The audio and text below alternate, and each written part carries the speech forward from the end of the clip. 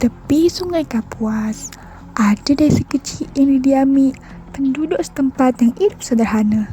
Di tengah-tengah hutan lebat, sering terdengar suara tawa perempuan yang tak diketahui. Buat penduduk sekitarnya takut. Orang-orang percaya kalau itu adalah suara kuntilanak atau yang penduduk setempat menyebutnya Pontianak. Hantu perempuan yang suka ganggu manusia. Pada suatu malam, ada sultan yang bernama Sultan Syarif Abdurrahman. Ialah pemimpin yang baru je tiba di tempat tu, sama-sama dengan pengikutnya lagi. Cari tempat yang aman untuk dijadikan tempat tinggal. Tapi pas mereka lagi istirahat, mereka dengar macam suara ketawa yang seram. Apakah Sultan dengar suara tawa perempuan yang seram tu?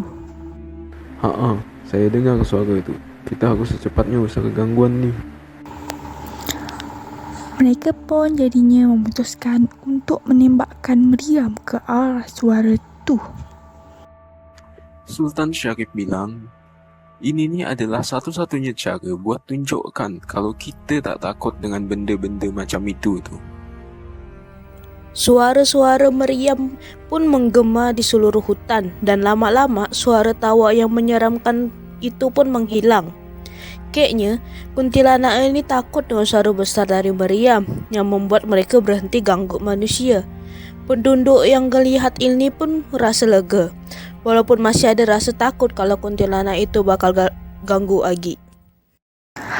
Habis suara hantu tu tak kedengaran lagi, Sultan Syarif pun memutuskan untuk mendirikan kota di tempat tu dan menamakannya Kota Pontianak sesuai dengan nama hantu yang dah diusir.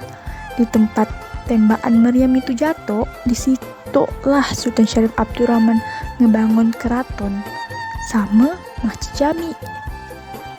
Keberanian Sultan Syarif dengan pengikutnya jadi cerita yang selalu dikenang oleh penduduk setempat.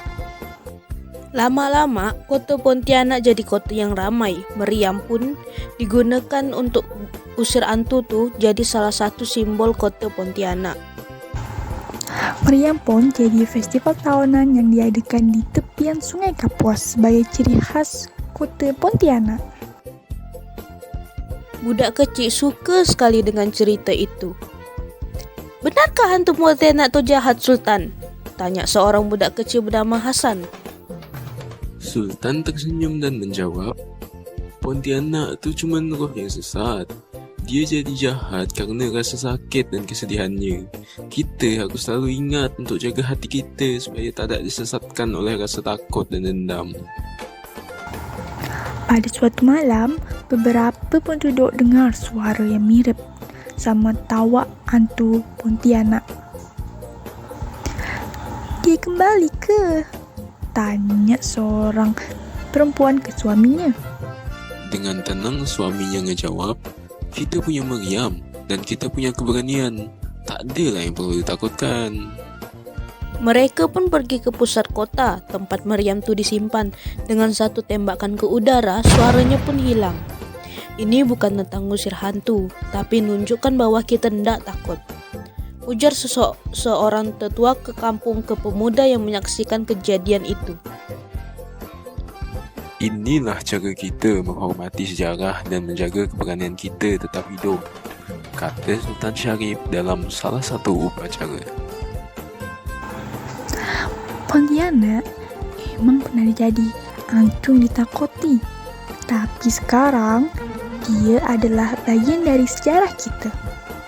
Bukan karena hantu, tapi cerita di mana Sultan Syarif Abdurrahman yang berani buat ngusir. Kata seorang guru kepada murid-muridnya.